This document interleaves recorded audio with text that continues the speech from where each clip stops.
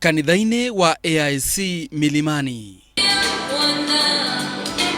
nikuo nyumba na arata amutigaire Nicholas Biwott magucemanitie igongona-ini ria akuu kugera uhoro muteti ucio uria urakuire kiumia kimwe githiru. Atongoria matiganite aria magwikinyitie igongona-ini riu ni matugiririe Biwott ni undu wa utungata wake kuri muingi na bururi riria ari utongoria-ini. Tunaelewa machungu yenu, lakini uchungu wenu ndio uchungu wetu. Tunaelewa majonzi mliokuwa nayo, majonzi yenu ndio majonzi yetu. Tunachowaomba tu kwa lugha ya kwetu kule, mwe na moyo wa subira. Let me first convey the condolences of His Excellency President Uhuru Kenyatta and the Deputy President who are out of town today. But they have asked me to inform you that they will be with all of us on Thursday in Kitani, Elgeyo Marakwet County. Biwott was a truly East African.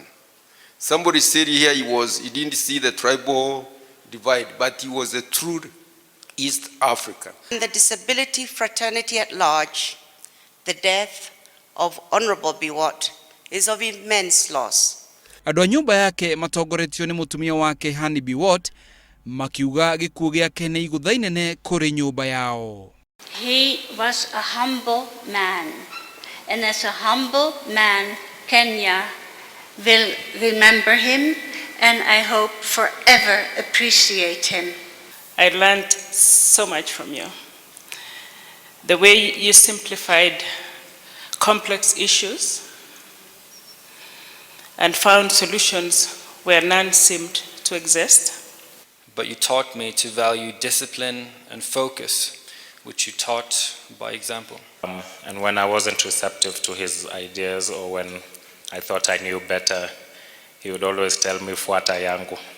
We sat together laughing while watching. I need Kales to tell me how to say, is it Chemutai? Is it Chemutai? Of Churchill live on YouTube. So that's what we did. We laughed and we had a wonderful time together. Biwott ari muteti wari murugamo murumu hindi ya wathani wa President Daniel Arap Moi agathikwo muthi wakana mwena wa Kaptarakwa kaunti-ini ya Elgeyo Marakwet.